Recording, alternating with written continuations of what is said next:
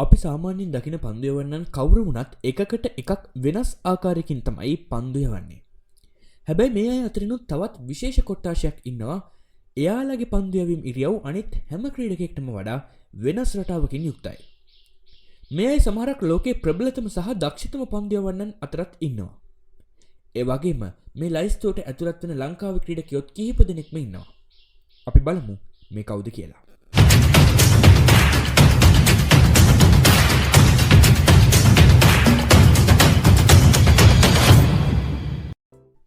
अंक 8 මතීෂ පතිරණ ශ්‍රී ලංකා සුපිරි ක්‍රිකට් ක්‍රීඩක ලසිත් මාලිංගගේ ඉරියව්වට සමාන ඉරියව්වක් ඇති මතීෂ ශ්‍රී ලංකා ක්‍රිකට් වල අනාගතය කියා මා කිව්වොත් නිවැරදි. තවමත් 21 හැවිරිදි මතීෂ වර්තමානයේදී චෙන්නයි සුපර් කිංස් කණ්ඩායමට තම පන්දු යැවීමේ සේවය ලබා දෙනවා. පැය කිලෝමීටර් 145කට වඩා වැඩි පන්දු යැවීමේ වේගයකින් පන්දු යවන මතීෂට වර්තමානයේ සුපිරි පිතිකරුවන්ද මුහුණ දීමට බියවනවා. ස්ලිංග ඇක්ෂන් එකකින් පන්දු යවන නිසාම මතීෂට බේබි මාලි කියලා තමයි බොහෝ ක්‍රිකට් රසිකයින් ආමන්ත්‍රණය කරන්නේ. අංක 7 ජස්ප්‍රීත් බුම්රා ඉන්දියාවේ මේ වෙද්දි ඉන්න අංක 1 වේග පන්දු යවන්න වන ජස්ප්‍රීත් බුම්රා සතුව තියෙනෙත් අමුතුම විදිහේ පන්දු යැවීමේ ඉරියව්වක්. මේ ඉරියව්ව නිසා සමහරු බුම්රා පන්දුව දමා ගසනවා කියලා චෝදනා කරනවා. ඊටම කෙටි දුරක් දුවගෙන ආවත් ඉහළ වේගයකින් පන්දුව යවන්නට බුම්රාට හැකියාවක් තියෙනවා. මේ දක්ෂතාවය ක්‍රිකට් විස්තර විචාරකයින් පවා පුදුම කරවන්නට සමත් වෙනවා. බුම්රාගේ මේ අමුතු පන්දු යැවීමේ ඉරියව්ව නිසා ඔහු ඉක්මනින් ආබාධයට ලක්වන්න පුළුවන් කියලා සමහර විද්‍යාඥයෝ කියද්දිත් තවත් සමහරු කියන්නේ ඔහුට ස්වභාවයෙන් ලැබිලා තියෙන මේ ඉරියව්වෙන් සුවිශේෂී වේගයකින් පන්දුව නිකුත් කරන්නට බුම්රාට ඉඩ ලැබෙන බවයි. ඒ වගේම ඔහුට ශරීර ආබාධ ඇතිවීමේ ඉඩ කඩත් වැළකෙනවා කියලා තමයි ඔවුන් කියන්නේ. අංක 6 ක්‍රිස් හැරිස් නවසීලන්ත කණ්ඩායමේ හිටපු තුන්නිරියව් ක්‍රීඩකයෙකු වුණු ක්‍රිස් හැරිස් කිව්වහම පරණ ක්‍රිකට් ලෝලීන්ට නම් මුලින්ම මතක් වේවි සනත් ජයසූරිය හැරිස්ට එලව ගහපු කැහිල්ල. හැබැයි ක්‍රිස් හැරිස් කියන්නේ කිසිසේත්ම දුර්වල පන්දු යවන්නෙක් නම් නෙවෙයි. තමන්ගේ උපරිමයේම කණ්ඩායමට දීපු දක්ෂ ක්‍රිකට් ක්‍රීඩකයෙක්.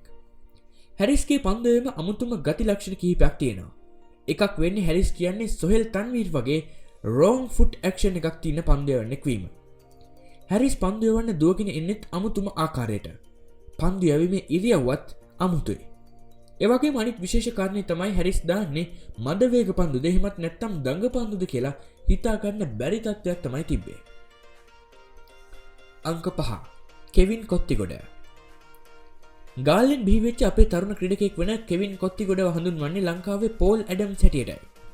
මේකට හේතුව කොත්තිගොඩගේ ඉරියව්ව බොහෝ සෙයින් පෝල් ඇඩම්ස්ට සමාන වීමයි.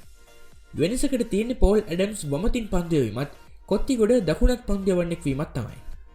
අබුඩාබි හිදී පැවැත්වුණු බංගලා ටී10 ලීගයේ හරහා තමයි කොත්තිගොඩගේ පන්දු යැවීමේ ඉරියව්ව කතා බහට ලක් වෙන්න සමත් වුණේ.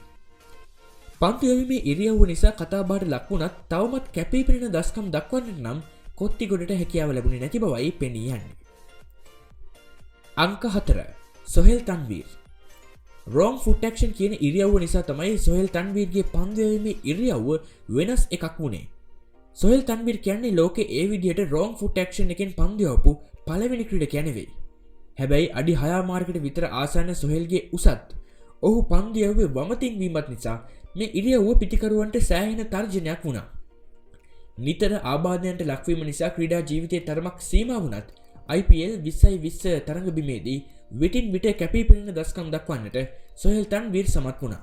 අංක 3 ලසිත් මාලිංග කැටපෝලයක් සිහිගන්වන ස්ලිංග ඇක්ෂන් එකකින් පන්දු යවපු නිසා මාලිංගට ස්ලිංග කියන නමත් පටබැඳෙන්න හේතු වුණා.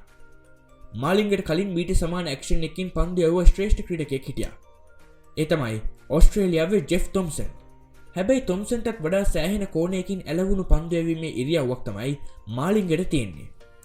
කෙලින්ම විනිශ්චයකරුගේ මුහුණ ඉස්සරහින් පන්දුව අතහරිනා වගේ මාලිංගගේ මේ පන්දු යැවීමේ ඉරියව්ව පෙනෙන්නේ. මේ නිසාම ඔහු යවන යෝකර් පන්දුව ලෝකයේ එදා මෙදා තුර දැකපු බිහිසුණුම ලෝක යෝකර් පන්දුවක් බවට පත් වෙන්නට සමත් වුණා. අංක 2 මුත්තයා මුරලිදරන් පෝල් ඇඩම්ස්ට විතරක් ඕනේ නම් දෙවෙනි වෙන පන්දු යැවීමේ ඇක්ෂන් එකක් තිබ්බ අපේ මුරලි ගැන අමුතුවෙන් විස්තර ඕනේ නැහෙනේ නේද? අමුතුම විදිහට අත කරකවල දාන මුරලිගේ ඇක්ෂන් එකට තවත් විශේෂත්වයක් එකතු කළේ පන්දුව දාන මොහොතේදී මුරලිගේ ඇස් ගෙඩි ලොකු වෙලා මුහුණේ පෙන්නුම් කරන අමුතුම බැල්ම. මුරලිගේ අතේ ස්වභාවික පිහිටීමක් නිසා ලැබුණු මේ පන්දු යැවීමේ ඉරියව්ව නිසා කාලෙන් කාලෙට නොයෙක් සැකසංකාවලට භාජනය වෙන්න මුරලිට සිද්ධ වුණා.